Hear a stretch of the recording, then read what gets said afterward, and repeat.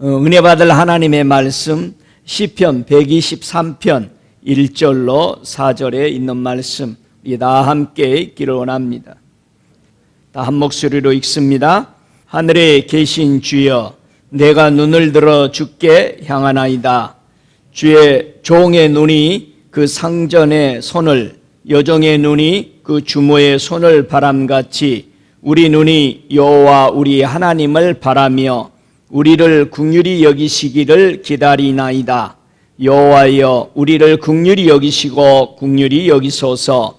심한 멸시가 우리에게 넘치나이다. 편안한 자의 조소와 교만한 자의 멸시가 우리 심령에 넘치나이다. 아멘. 은혜 받을 말씀의 제목은 우리 눈이 하나님을 바라며 라는 제목으로 함께 은혜 받기를 원합니다. 잠시 기도드리겠습니다. 사랑의 아버지 하나님, 이 땅에 하나님 아들 예수 그리스도를 보내서 이 사랑의 불이 우리에게 붙기를 원하셔서 이 불을 던지러 땅에 오신 것을 환영합니다. 주님, 예수 그리스도께서 던지신 그 불이 내 심령에 붙어져서 정결하기를 기도합니다.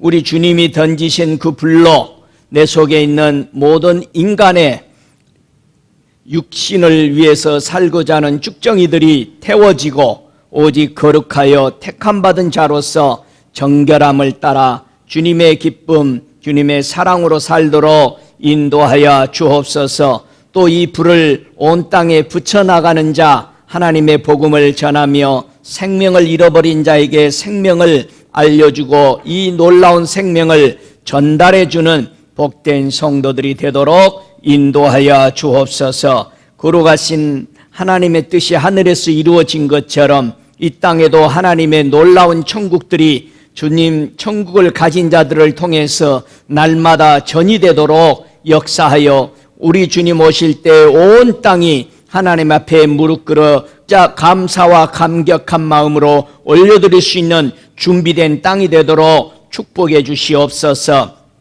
하나님의 교회들이 주님의 거룩하신 오심을 사모하며 기다리게 하시고 깨어 있어 항상 주님께 경배하며 우리 주 예수 그리스도를 기다리는 복된 지혜 있는 자들 되도록 깨어 있도록 저들을 붙잡아 주옵소서. 오늘도 하나님의 말씀을 들어가는 아버지의 신앙을 정돈해가는 흩어져 있는 무리들에게 은혜와 진리로 저들을 붙잡아 주시고 있는 초소에서 우리 주님을 쌍손들어 찬양하며 경배하는 삶들이 되도록 역사해 주옵소서. 오늘도 이 말씀을 들을 때에 심령이 가난한 자가 복을 받게 하여 주옵소서. 하나님을 사모하는 자가 만나는 역사가 이루어지게 하여 주옵소서. 주를 간절히 찾는 자가 만나고 놀라운 은혜를 받는 시간들이 되도록 역사해 주시옵소서. 이 말씀이 닿는 곳곳마다 병들이 치유되고 거룩함으로 동참되도록 역사해 주옵소서. 전하는 자, 듣는 자가 오직 성령 안에서 전하고 들어서 하늘나라 걸어가는데 조금도 부족함이 없는 선하신 주의 말씀으로 가득 채워 주옵소서. 주님을 찬양합니다. 주님께 경배합니다. 영광을 받으소서. 우리를 구원해 주셔서 감사합니다. 우리를 사랑해 주셔서 감사합니다. 우리를 찾아와 주셔서 감사합니다. 영광의 주님 예수 그리스도 이름으로 기도드리옵나이다. 아멘. 할렐루야.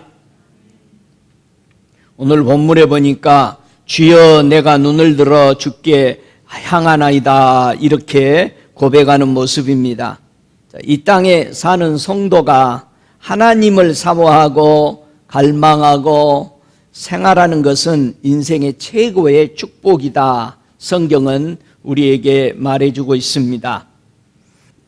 저와 여러분이 다시 오시는 예수님을 기다리고 계십니까? 갈망하고 있습니까? 예수님을 사랑하고 기다리는 이 성도의 마음, 시편 63편 1절에 보면은 정말 하나님을 얼마나 사랑하며 기다리는가 잘 표현한 이 시편 63편 1절에는 이렇게 표현합니다. 하나님이여 주는 나의 하나님이시라. 내가 간절히 주를 찾되 물이 없어 마르고 궁핍한 땅에서 내 영혼이 주를 갈망하며 내 육체가 주를 앙모하나이다. 이렇게 표현합니다.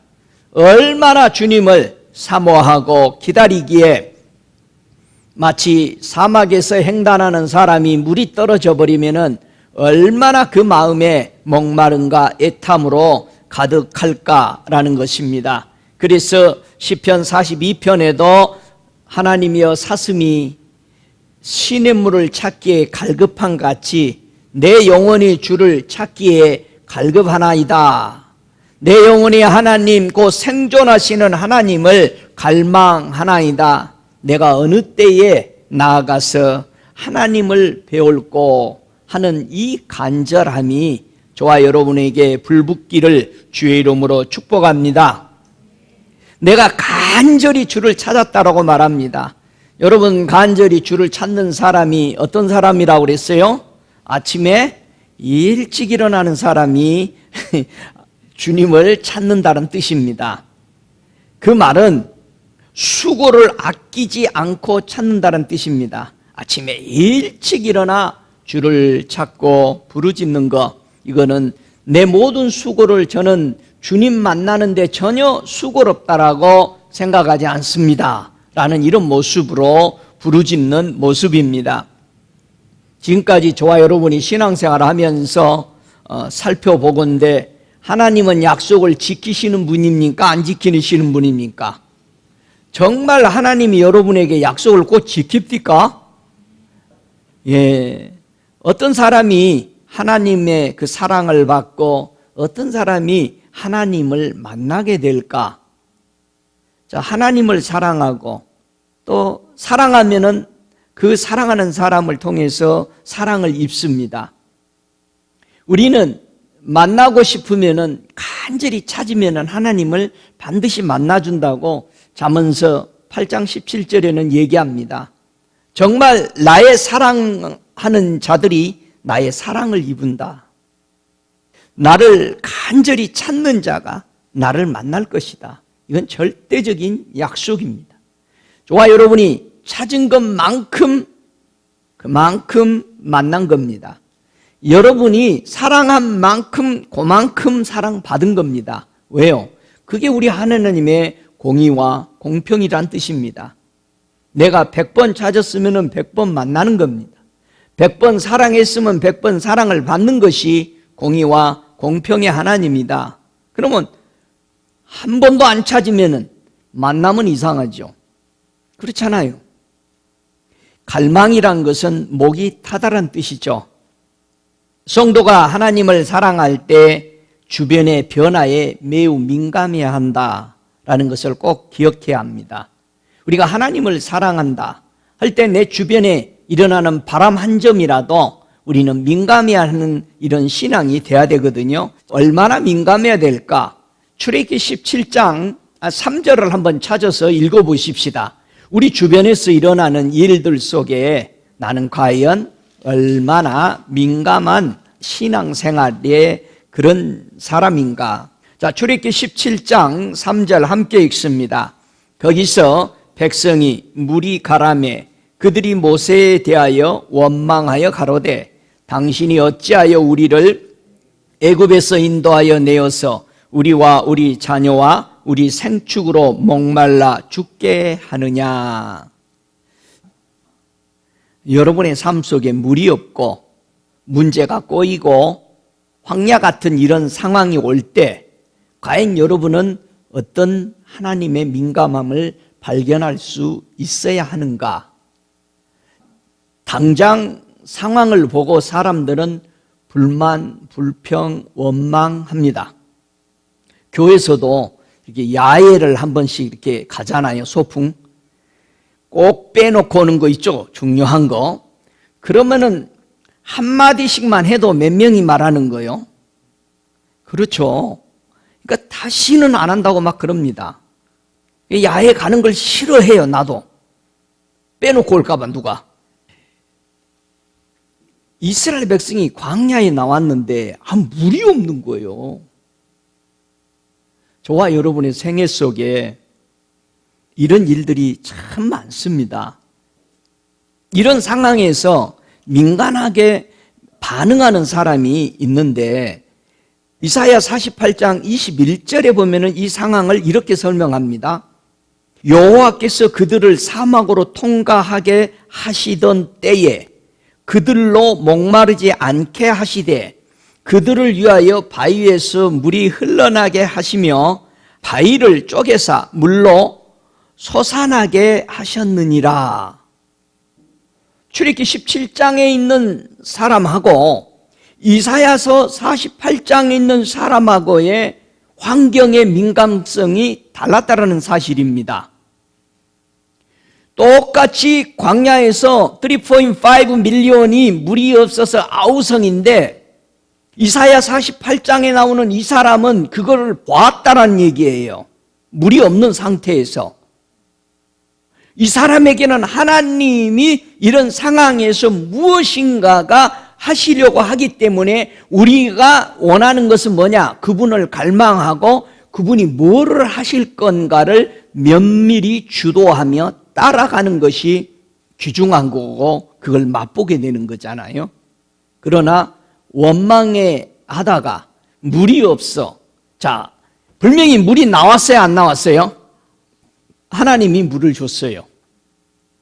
그런데 원망하고 하던 사람들은 그 물을 먹었어도 하나님의 약속으로 못 들어갔어요.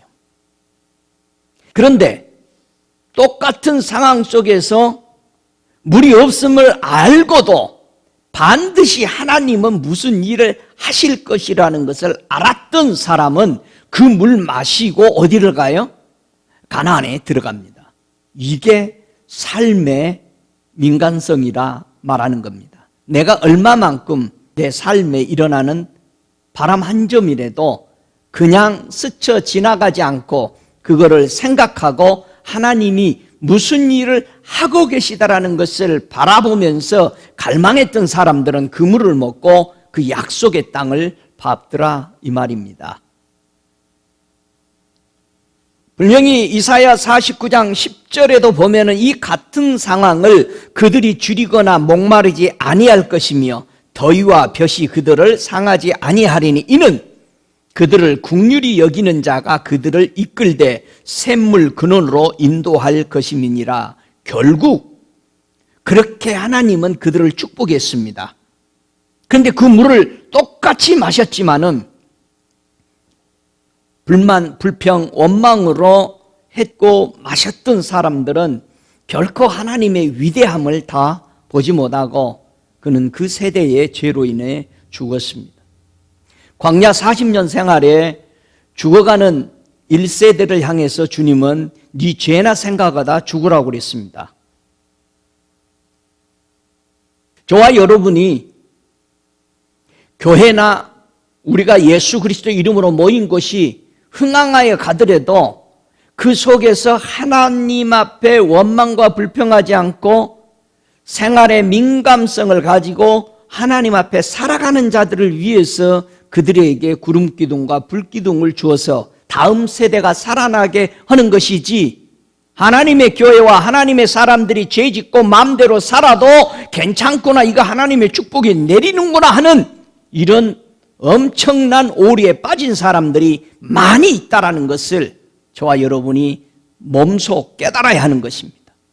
항상 상황이 어떤 상황이 아니라 하나님의 전능하신 일을 바라보고 민감해야 하는 것입니다. 분명히 이 일을 통해서 하나님은 무슨 일을 오늘 하시려고 하시는구나 믿습니까? 그런데 우리는 보이는 것을 보고, 여러분 믿음은요 보이는 것이 아니라고 그랬어요. 그게 실제가 아니다. 지금 물이 없는 것이 실제가 아니다. 물은 온다. 근데 누가 하나님의 이 약속을 받기 위해서 그분이 하시도록 기다리고 있느냐? 목마르고 갈망하는 마음으로 찾고 있는 그 사람을 가려내기를 주님은 원하셨던 겁니다. 그러나 물은 똑같이 다 마셨습니다. 여러분, 우리가 교회 안에서 하나님의 말씀을 다 듣는다고 해서 다 천국 가야 되겠죠. 그런데 원망으로 먹고 불평으로 먹고 상황 판단을 하지 못하는 믿음이 없는 사람이 되어버릴 때는 너무나도 불의에 빠져버리고 만다는 사실을 우리가 여기서 꼭 기억하며 지나가야 되겠다 생각을 가져봅니다. 오늘 본문 4절에 보니까 평안한 자의 조속 혹은 교만한 자의 멸시가 이런 원수들로서 우리에게 환난을 주려고 오게 된다라는 것입니다. 여러분, 평안한 자의 조소다 이렇게 말했어요. 성경에 보면은 평안한 자의 조소가 어떤 식으로 우리에게 원수들이 접근해 오는가 한번 성경을 보실까요? 성경 열왕기하 19장 29절에 보면은 아수르 왕이 이스라엘 땅을 침략으로 왔을 때 이사야 선지자가 히스기야 왕에게 보낸 하나님의 메시지 안에서 이 평안한 자의 조소를 자세히 볼 수 있습니다. 뭐가 평안한 자의 조소인가? 아주 그럴듯하게 지금 왔습니다. 열왕기하 19장 28절 함께 읽습니다. 네가 내게 향한 분노와 내 교만한 말이 내 귀에 들렸도다. 그러므로 내가 갈고리로 내 코에 꿰고 자갈을 내 입에 먹여 너를 오던 길로 끌어 돌이키리라 하셨나이다. 열왕기하 19장 아주 긴 장을 아주 세밀하게 이사야 선지자가 하나님으로부터 받은 예언을 히스기야 왕에게 이렇게 길게 예언한 적이 이렇게 자세하게 예언한 것은 보기 드물 정도로 자세히 썼습니다. 아수르 왕이 이스라엘 백성에게 침략해 와서 얼마나 교만에 떠는 말로 하나님의 백성들을 욕했습니다. 하나님은 자 보세요. 성도의 기도 소리만 들으시는 분이 아닙니다. 원수들, 불신자들의 일거일투족도 기록하고 계신다는 사실을 꼭 알아야 됩니다. 저들이 하나님의 성을 향해서 히스기야 왕과 선지자가 있는 하나님의 성을 향해서 원망의 말들, 조소하는 말들을 내뱉었던 것을 하나님은 그대로 듣고 계셨다는 거예요. 여러분이 흘러보내는 중얼거리는 소리들을 또 하나님은 다 듣고 계신다는 뜻이에요. 예? 아이고 오늘은 좀 뭐 좀 먹었으면 좋겠다 했는데 와보니까 그것이 있어. 자, 그렇게 흘러보냈는데 그게 와 있더라 이 말이에요. 그럼 우리는 깜짝 놀라잖아요. 우연인가? 여러분 그런 거는 없습니다. 하나님은 우리의 말을 그렇게 듣고 계시다면은 그럼 우리는 얼마나 귀중한 말들을 우리는 하고 살아야 하는가? 그리고 그대로 된다라는 것을 얼마나 믿고 살아야 하는가가 중요하죠. 결국 이 왕은요, 역대하 19장 35절로 37절에 보니까 이 밤에 자 하나님이 그 소리를 다 들었어요. 이 교만한 말을 다 들었어요. 이 분노함 향해서 하나님의 집을 향해서 분노했던 이 이방 왕이 했던 말들을 다 듣고 나서 35절로 37절에 이 밤에 여호와의 사자가 나와서 아수르 진에서 군사 18만 5천을 친지라. 아침 일찍 일어나 보니 다 같이 다 송장이 되었더라. 다 같이 뭐요? 다 송장이 되었더라. 여러분, 하나님이 그 말씀을 들으시고 네가 내게 향한 그 분노, 네 교만한 말이 내 귀에 들렸으니 한번 봐라. 내가 돌이나 나무나 그런 데다 제사 드리는 하나님인 줄 아느냐 이 말이에요. 그들은 귀가 있고 그들은 눈이 있고 발이 있고 팔이 있어도 움직이지 못하는 아무것도 아닌 물건에 불과한 것인데 내가 그런 신들하고 같은 줄 아느냐 이 말이에요. 결국은 다 죽고 그 왕은 아수르 왕 사넬립이 떠나 돌아가서 니느웨에 거하니니 그 신 니스록의 묘에 경배할 때에 아드람 멜렉과 사레셋이 저를 칼로 쳐 죽이고 그렇게 말했습니다. 여러분, 하나님이 하시는 일들은 이게 평안한 조소를 했을 때에 당한 하나의 모습입니다. 분명히 스가랴서 4장 6절은 그런 말씀을 하시죠. 만군의 여호와께서 말씀하시되 이는 힘으로 되지 아니한다. 능력으로도 되지 않는다. 오직 나의 신으로만 된다. 믿습니까? 저와 여러분이 하늘나라 갈 때까지 이끄시는 성령의 능력으로 되어지는 것입니다. 우리는 절대 성령의 힘에 의존해야 되는 것입니다. 그분 앞에 순종해야 되는 것입니다. 이 평안한 자들의 조소가 우리 생활 속에서 어떻게 들어올까? 스가랴서 1장 15절에도 같은 말씀을 합니다. 안일한 열국을 심히 진노하나니, 이 안일한 열국, 요게 평안한 조소로 하나님의 백성들을 지금 조소하는, 욕하는 그런 뜻입니다.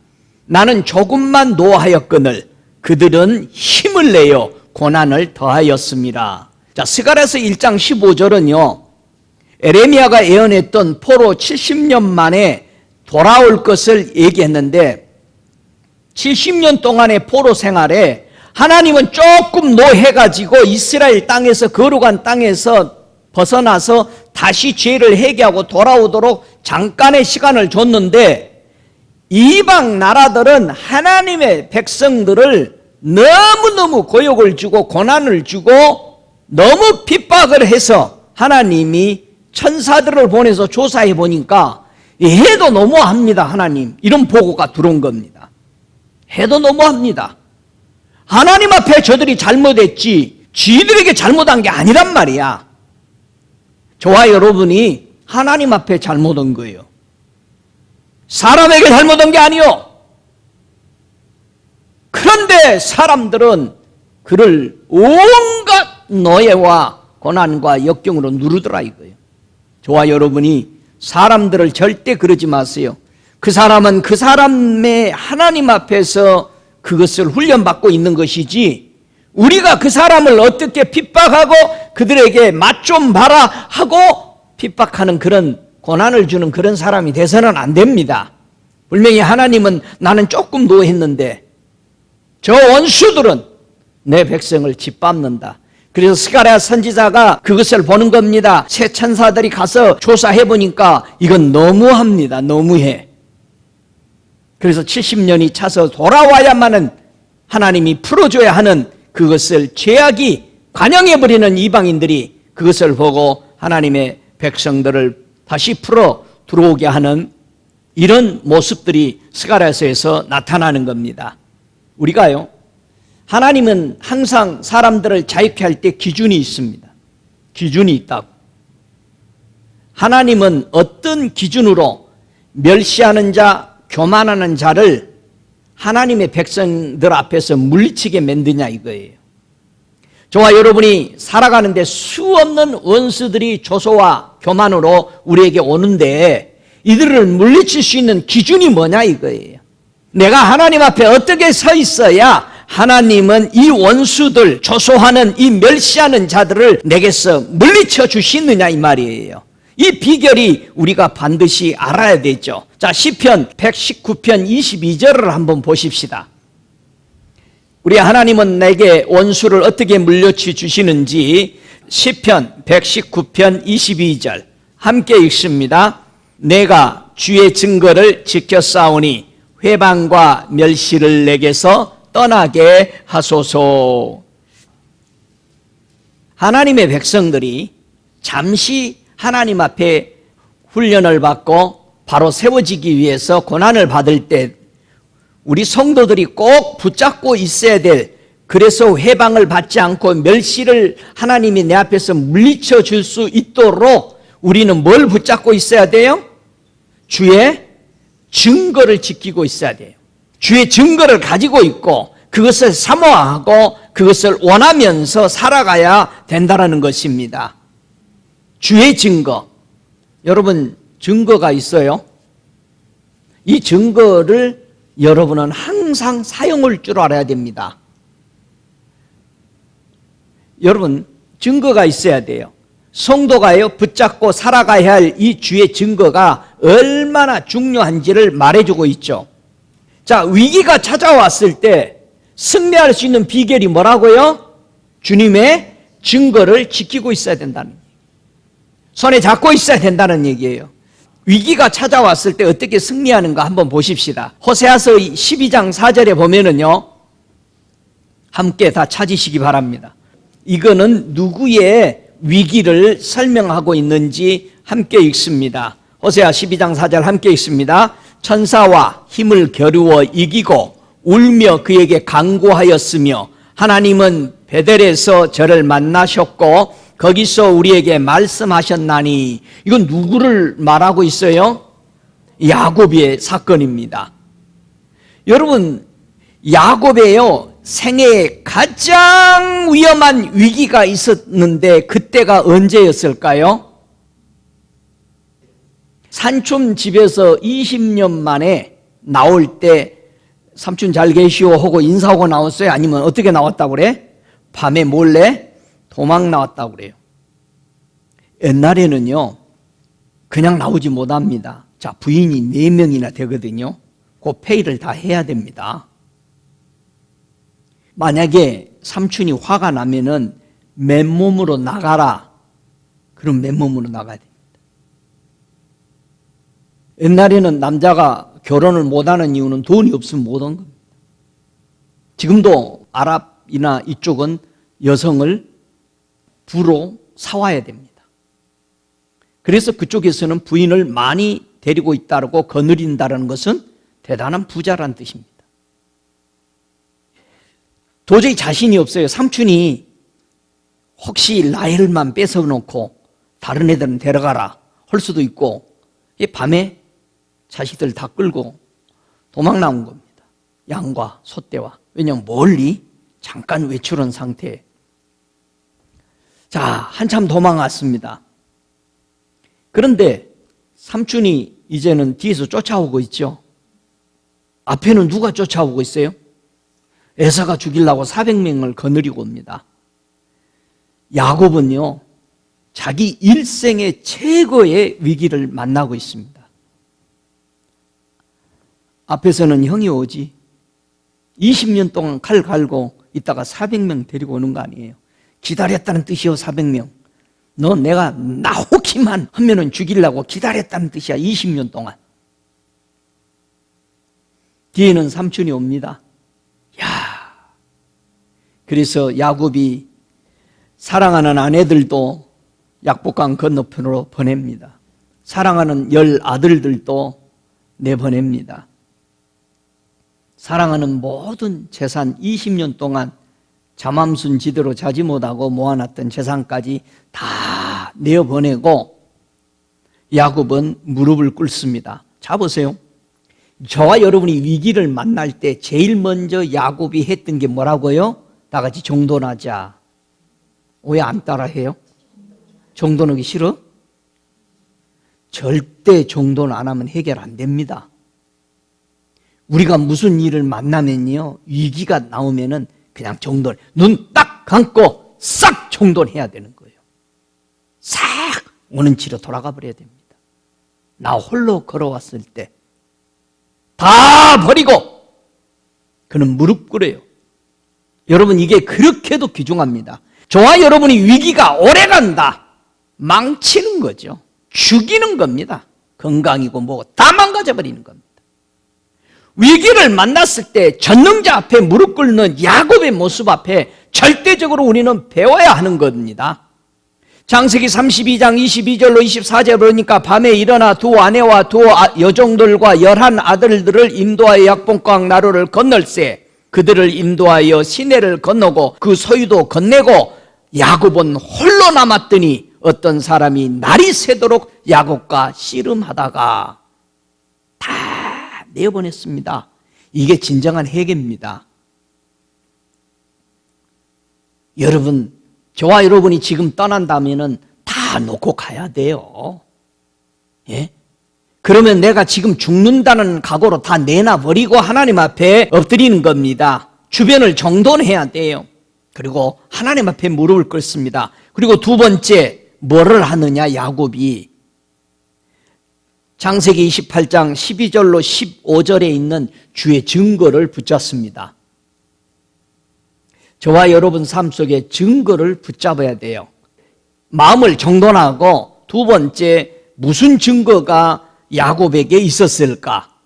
창세기 28장 12절 이하를 제가 15절까지 읽어보겠습니다. 꿈에 본즉 사닥다리가 땅 위에서 섰는데 그 꼭대기가 하늘을 닿았고 또 본즉 하나님의 사자가 그 위에서 오르락 내리락하고 또 본즉 여호와께서 그 위에 서서 가라사대 나는 여호와니 너희 조부 아브라함의 하나님이요 이삭의 하나님이라.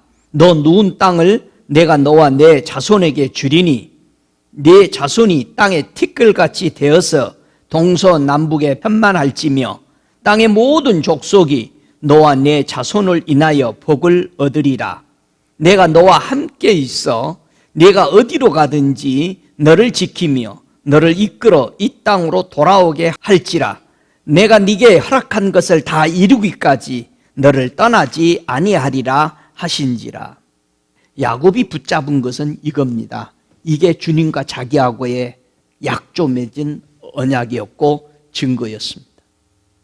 저는 나의 삶 속에 어떤 상황들이 올 때마다 저는 주님이 내게 나타나 하신 말씀을 언제나 붙듭니다. 지금 이 시간부터는 네가 나와 함께 걷기로 하자. 저는 언제나 그 약속 딱 한마디를 붙잡습니다. 그게 나의 주님과의 증거이기 때문에요. 나의 육신의 아버지가 떠나가고 한없이 슬퍼하는 그때 주님이 찾아오셔서 이제는 내가 너를 인도할 것이고 너는 나만 바라보며 가자.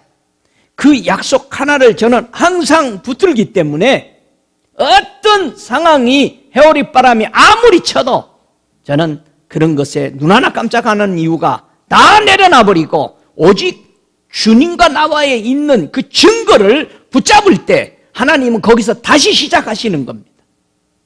야곱이 이 증거를 붙잡았을 때 그의 삶은 완전히 적들이 달라졌습니다. 물리쳐 주는데 어떻게 물리쳐 줬어요?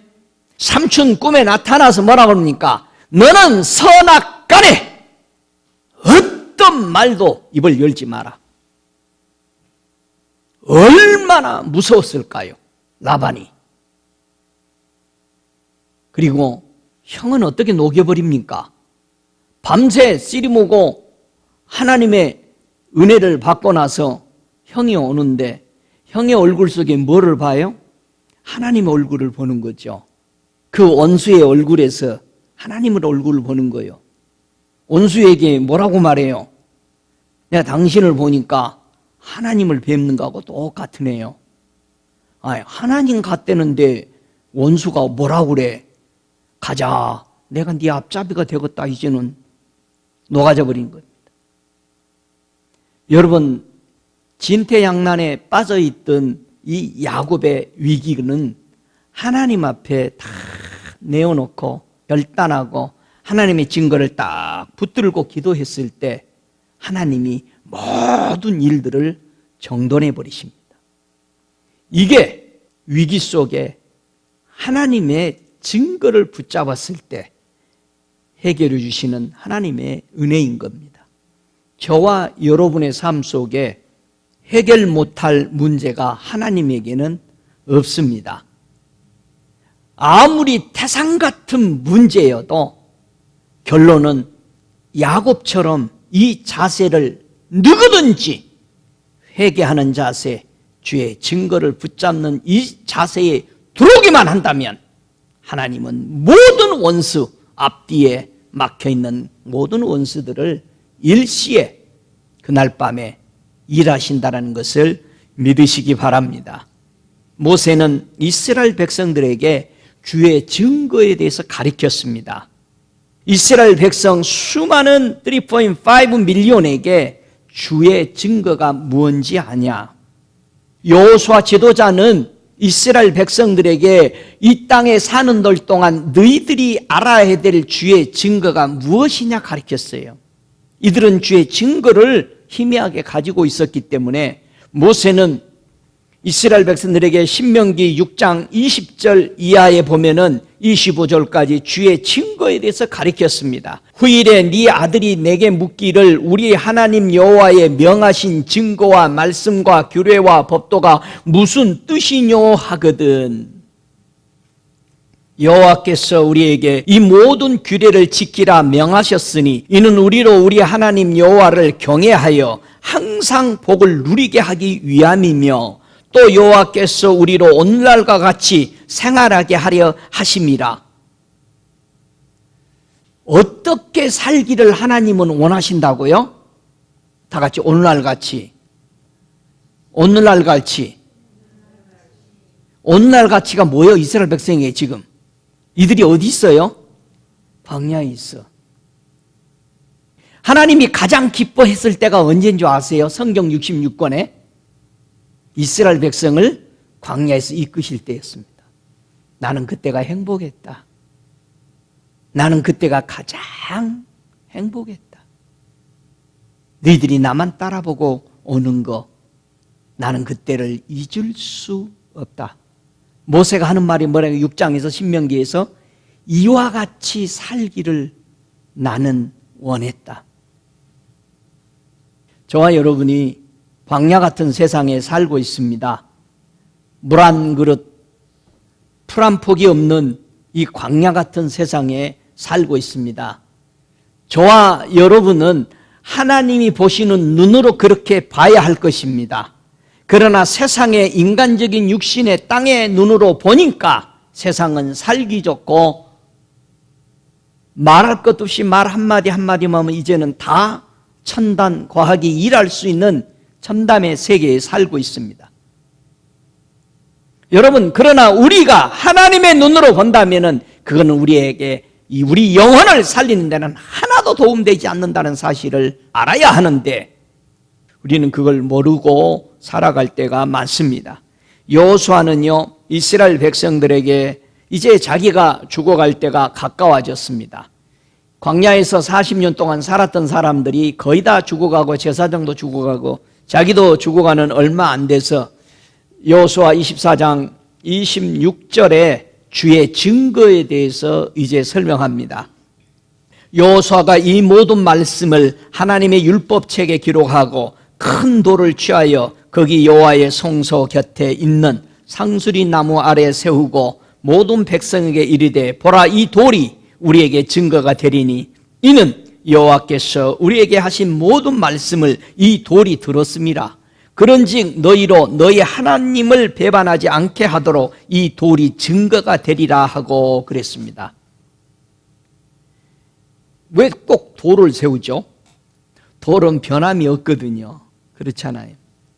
그 당시에는 돌이 변함이 없었습니다. 우리 예수님을 상징하죠. 우리 예수님은 교회 성도들에게 반석이시잖아요. 하나님의 증거잖아요. 하나님의 증거는 우리 예수님입니다. 저와 여러분이 예수님 이 증거를 놓치면 죽어요. 저와 여러분이 살 길은 이 하나님 앞에서 보시옵소서 이 증거를 내놓는 사람이 돼야 돼요. 저와 여러분 속에 예수가 없는 사람이라면 그 증인으로서 하나님 앞에 내놓을 수 없습니다. 하나님은 모른다고 할 것입니다. 저와 여러분이 증거가 있어야 돼요. 예수 그리스도를 증거를 우리는 사랑해야 합니다. 증거를 여러분 가지고 있어요? 여러분은 이 증거를 대간절을 어떻게 생각하고 있어요? 한번 증거는요, 두 가지로 농축되어 있어야 한다라고 말합니다. 우리는 주의 증거를 어떻게 사랑해야 되느냐? 시편 119편 24절에 보면은 우리가 증거에 대해서 어떤 마음으로 가지고 살아가야 하는지 크게 세 가지를 말하고 있습니다. 119편 24절입니다. 함께 읽습니다. 주의 증거는 나의 즐거움이요 나의 모사이나이다. 내가 가지고 있는 이 증거가 뭐가 돼야 된다? 즐거움이 돼야 돼. 그리고 나의 모사가 돼야 돼. 한 번 더 읽어볼까요? 시편 119편 119절에 보면은 함께 읽습니다. 주께서 세상의 모든 악인을 찢기같이 버리시니 그러므로 내가 주의 증거를 사랑하시나이다. 반드시 세상의 모든 원수들은 하나같이 없어집니다. 그러나 이것을 붙잡은 사람, 누구? 주의 증거만 사랑하는 사람만이 영원히 남는다라고 말하죠. 자, 그래서 우리는 주의 증거를 세 가지를 붙잡을 수가 있습니다. 우리는 주님의 증거가 나의 뭐가 돼야 돼? 즐거움이 되고 있는가 이 말이에요. 주님의 증거가 나의 모사가 되고 있느냐 이 말이에요. 주님의 증거가 나의 사랑이 되고 있느냐 이 말입니다. 여러분 그게 그렇게 돼 있습니까? 반드시 저와 여러분이 이걸 정돈해야 됩니다. 예수 그리스도 하나님으로부터 받은 그 증거물, 예수 그리스도가 나의 사랑이요 모사요 증거라는 사실을 가지고 있어야 돼요. 즐거움이라는 것을. 어떻게 주님의 증거가 나의 즐거움이 될까요? 여러분, 하나님의 증거를 즐거워한다. 이 즐거워하고 있을 때 대간절 우리 하나님은 나의 어떤 문제들이 적들을 물리치고 계시는가를 우리가 알 때 굉장히 귀중하죠. 시편 119편 92절 함께 읽습니다. 주의 법이 나의 즐거움이 되지 아니하였더면 내가 내 고난 중에 멸망하였으리로다. 우와! 여러분, 주님의 증거를 즐거워하십시오. 그래야 내 고난에 우리를 구출해 주십니다. 믿습니까? 두 번째 시편 119편 143절에 보면은 주님의 이 법을, 주님의 이 증거를 사랑할 때 어떻게 되느냐? 143절에 함께 읽습니다. 환난과 우환이 내게 미쳤으나 주의 계명은 나의 즐거움이었나이다. 자, 하나님의 증거, 주님의 증거를 내가 즐거움으로 가지고 있을 때 환난에서, 큰 우환에서 나를 건져주셨다는 거예요. 할렐루야. 그러니까 우리가 하나님의 증거를 붙들고 즐거워할 때 큰 문제들이 내게서 물러가는 것을 내가 모르면서 사는 거야. 모르고 지나간 거야. 그래가지고 어느 날 가만히 누워있었는데 야, 그때 그 어려움을 내가 어떻게 지나왔지? 너무 깜짝 놀라는 거야. 하나님이 다 물리치셨는데 우리는 그것을 몰랐더라 이 말이에요. 응? 뭐라 그래요? 저 타락한 백성을 내가 다시 가나안에 갖다 놔도 저들은 내가 했다라는 것을 모를 것이다. 참 가슴 아픈 일이에요. 우리가 천국에 가 있어도 우리가 뭐 조금 잘나서 믿어서 온 걸로만 생각할 겁니다. 하나님의 사랑을 몰라요. 주님은 뭐라 합니까? 그래도 저들이 나의 사랑을 모를 것이다. 우리는 주의 사랑을 알면서 사는 좀 철들은 자녀 되십시다. 아멘? 철 들었냐고 물어보세요. 옆에 분들한테. 철 드는 사람들이 제일 먼저 나타나는 현상이 뭐예요? 다 같이 몸무게가 무겁다. 철을 들었으니까 썰렁하죠.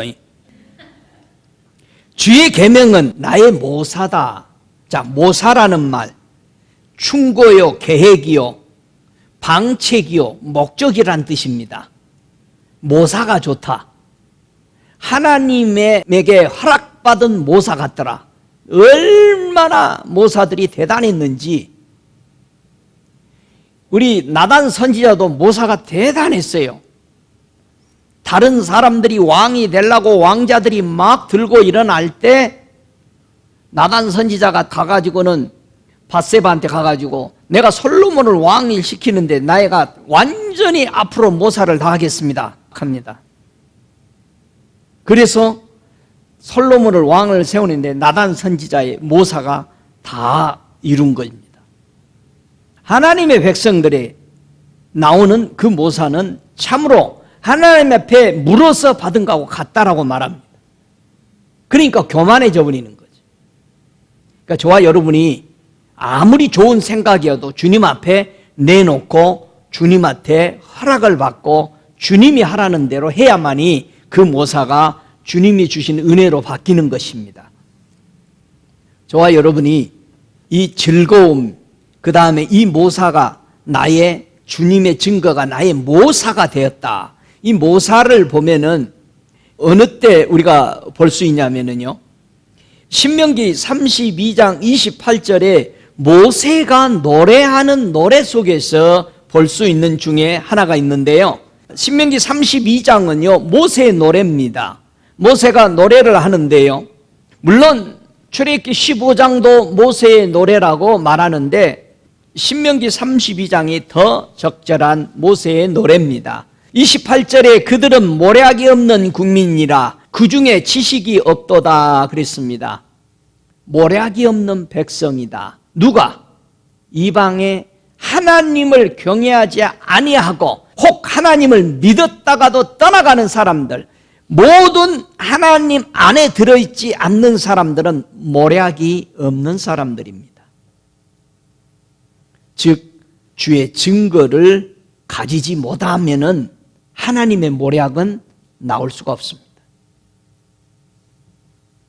그래서 우리가 잘 아는 대로 시편 1장 1절에 보면은 복 있는 사람은 악인의 꾀를 쫓지 아니하며 그렇게 말합니다. 이 꾀를 쫓지 않, 악인의 꾀를 쫓지 않, 악인의 모사를 절대 안 듣습니다. 여러분, 교회가 세상 모사들을 너무 끌어오는 거예요. 세상에서 비즈니스, 세상 방법에 좋은 것을 교회로 그대로 세상 악인의 모략을 끌어들이니까 교회가 너무나도 더럽혀진 거예요. 저와 여러분이요, 이 땅에 살 때요, 세상 사람들의 방법으로 돈 벌고 출세하고는 방법을 쓰면 안 돼요. 절대 그 방법 쓰는 거 아닙니다. 하나님이 제일 싫어하는 겁니다. 그 방법을 쓰는 거예요. 왜요? 분명히 복 있는 사람은 악인의 모사를 쫓지 않는다라고 돼 있어요. 근데 우리는 그걸 카피합니다. 아주 교모하니까 그걸 씁니다. 교회도 그걸 쓰고 있어요. 이건 타락이죠. 하나님이 기뻐하지 않습니다. 주의 증거를 가진 자는 하나님의 앞에서 그 증거가 나의 모사가 돼야 되는 거예요. 하나님의 하신 말씀 모두가 내게 최고의 지혜가 돼야 되는 겁니다. 주님이 이렇게 말했으니까 반드시 이렇게 될 것이다라고 거기에 우리는 믿음을 심어야 하는 겁니다. 그대로 되도록 여러분이 선포할 때 하나님 말씀에 이랬으니 나는 이렇게 되리라 믿고 내가 여기에 서 있겠습니다. 이게 주의 증거를 붙잡은 모사꾼입니다. 할렐루야. 그러면 수십 년, 수백 년 후에 일어날 일을 나는 지금 그것을 이루면서 살아가는 그런 하나님의 지혜자가 되는 것입니다. 그렇기 때문에 우리는 하나님의 말씀의 모사를 수백 년, 수천 년 후에 와야 될 것을 나는 그걸 맛보면서 살아가는 하나님의 모사들이 되기 때문에 세상 돌아가는 것에 하나도 재미없습니다. 왜냐하면 이미 다 알고 있는 겁니다. 하나님의 증거를 붙잡으면은 우리는 수십 년, 수백 년, 수천 년에 이런 일들을 우리는 그 모사를 보면서 살아가는 것입니다. 구약에서는 우리 예수님이 사는 모습을 이미 보고 있었습니다. 여러분, 우리는 천국에서 일어날 일을 이미 보고 산다면 세상의 마음 뺏기지 않습니다.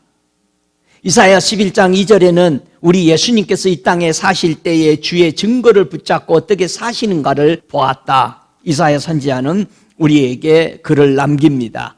여호와의 신 곧 지혜와 총명의 신이 모략과 재능의 신이요 지식과 여호와를 경외하는 신이 그 위에 강림하시리니. 우리 예수님은 이 이사야 11장 2절의 말씀처럼 우리 하나님의 말씀에 그 모사를 붙들고 살았기 때문에 이 땅에서 한치의 오차 없이 그대로 즐거움으로 주의 증거, 하나님의 증거를 붙들고 사신 모습입니다. 그래서 그 주님 앞에는 하나도 오점이 없었다는 겁니다. 지금도 저와 여러분이 예수의 피로 씻음 받고 성령의 이끌림 받아 산다면 하늘나라 가는 데는 넉넉하게 들어간다는 사실을 믿으시기 바랍니다.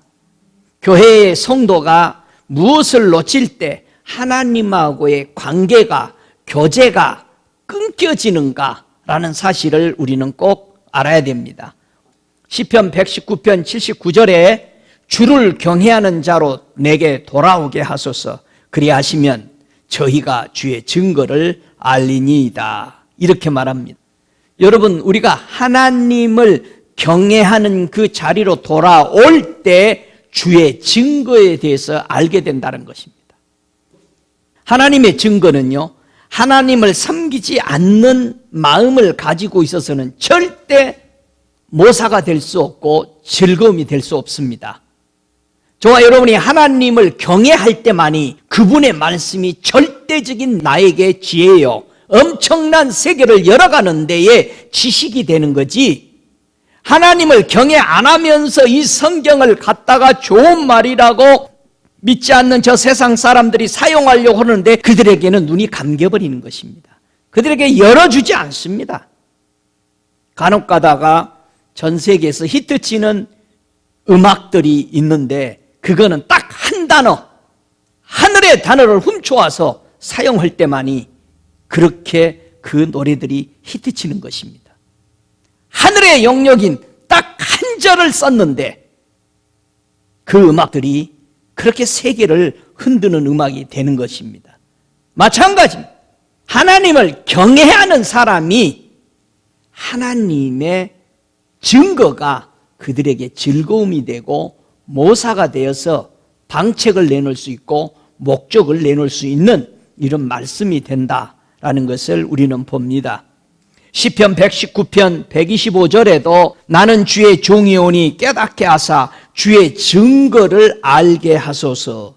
성도든 주의 종이든 정말 붙잡아서 살 수 있는 것이 뭐다? 주의 증거라 이 말이에요. 여러분, 주의 증거가 지금 뭔지 알고 따라오는 거죠.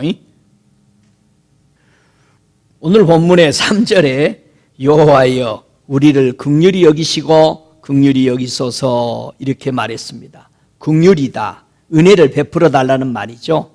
자비를 베풀어 주십시오. 그렇게 기도한다는 뜻이죠. 하나님은 누가 내 긍휼을 받을 수 있을까?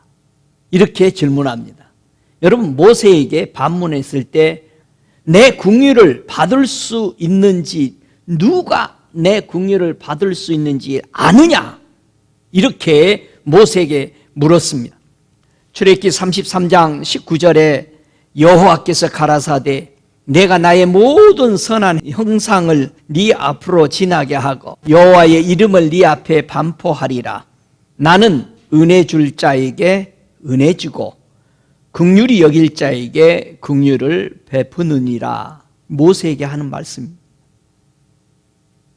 하나님은 이스라엘 백성을 축복할 때도 그렇게 하라고 그랬습니다. 하나님의 긍휼로 축복하도록.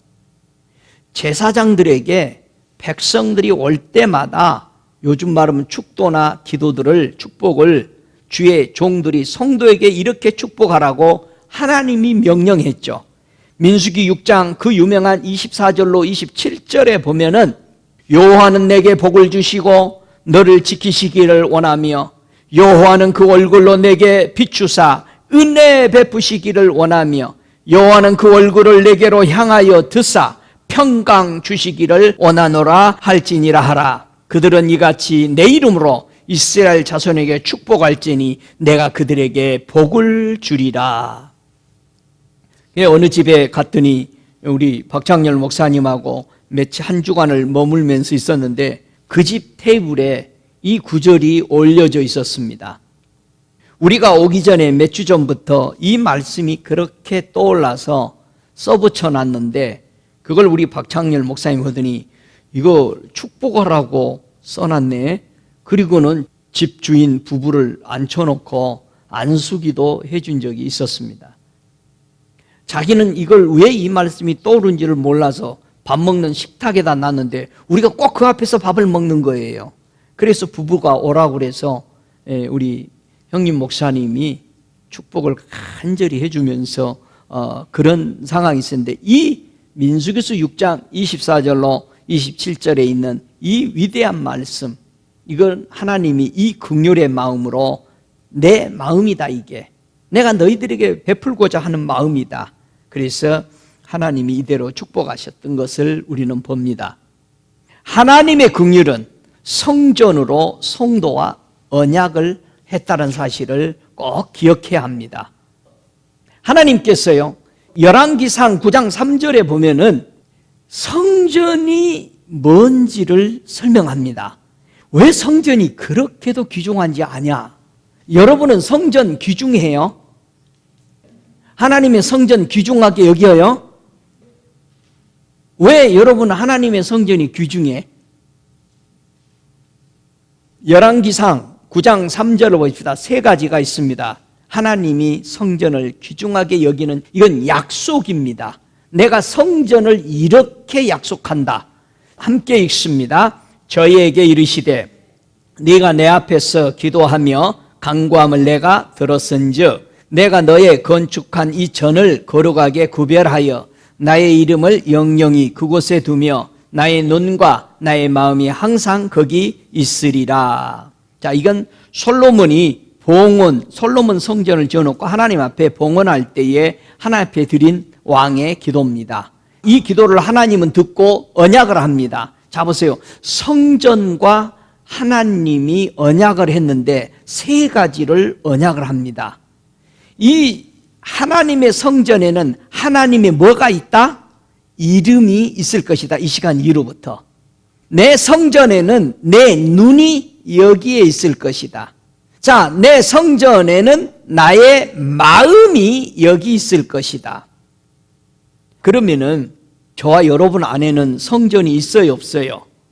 성전이 있어요. 자, 성전을 가졌다라는 것은 요 세 가지를 가진 겁니다.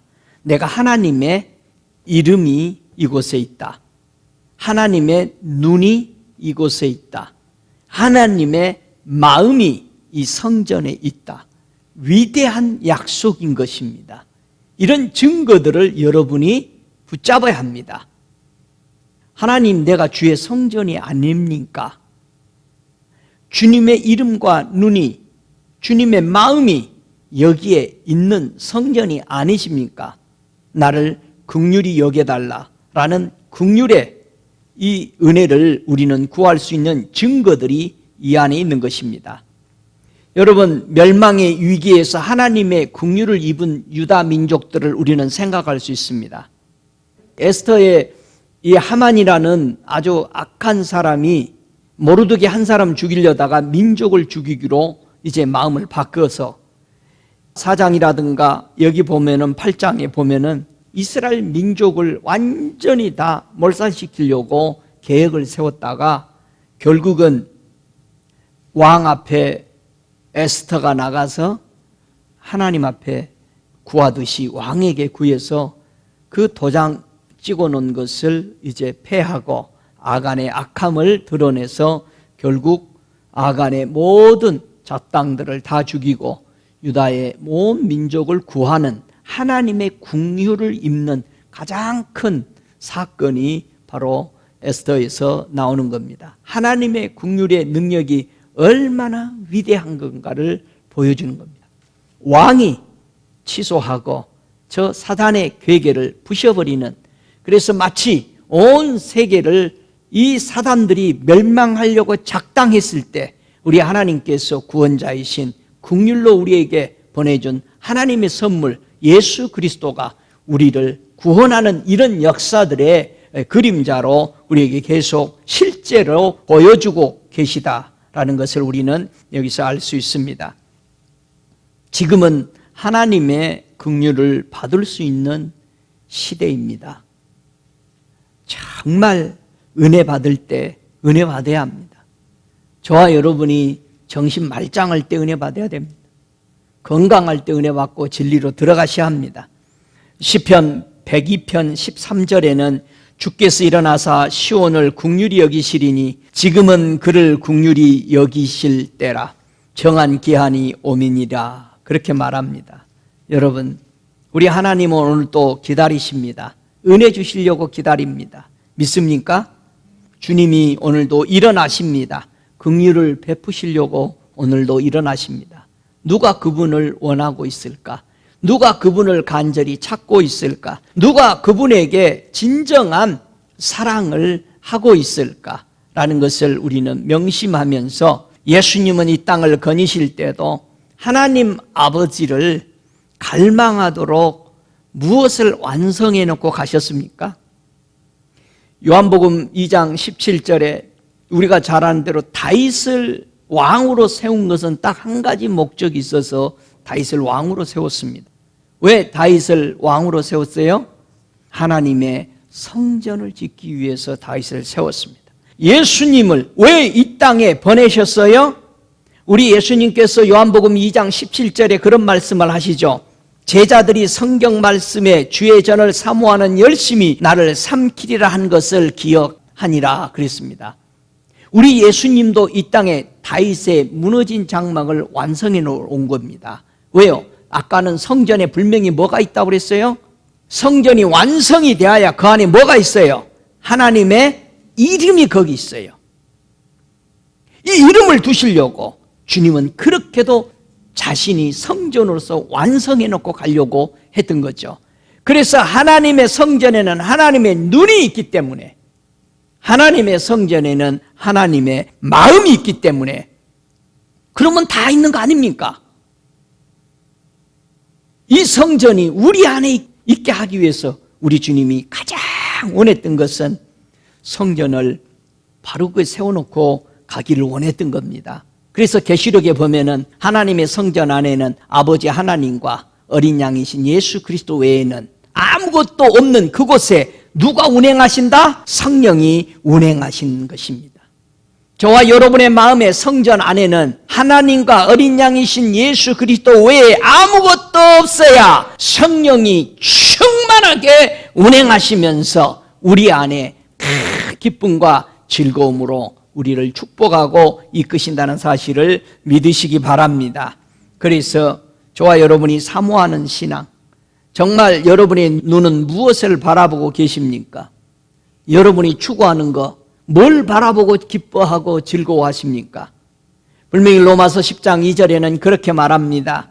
내가 증거하노니 저희가 하나님께 열심은 있으나 지식을 쫓는 것이 아니라 하나님의 의의를 모르고 자기 의의를 세우려고 힘써 하나님의 의의를 복종치 아니하느니라 그렇게 말했습니다. 요즘 얼마나 성도들이 열심히 있습니까? 그런데 그 열심이, 나의 그 열심이 지식이신 예수님에 대한 열심이냐 이 말이에요. 내가 강구하고 세우고 있는 그 의의가 바로 하나님 앞에 순종하는 의의냐 이 말이에요. 고린도후서 11장 2절에도 내가 하나님의 열심으로 너희를 위하여 열심 내느니, 진정한 열심이 뭐냐? 너희를 정결한 처녀로 그리스도께 중매하려고 내는 열심이다 바울은 말했습니다. 저와 여러분이 열심 내는 것이 하나님하고도 깊은 교제의 열심입니까? 예수 그리스도하고 더 긴밀한 연합입니까? 성령 앞에 정말 순종해서 걸어가는 열심이 돼야 되는데, 자기 의를 위해서 자기를 쫓아가고 자기에 대한 어떤 것만 건들면은 온 교회가 시끄럽고 집안이 시끄럽고 사회가 시끄러워. 우리가 주님을 원하는 것을 하고 있느냐, 내 안에 너무나도 자기 욕심, 자기 것을 내세우려고 하고 있는 이때 저와 여러분이 정신을 차리고 신앙을 정돈하시기를 바랍니다.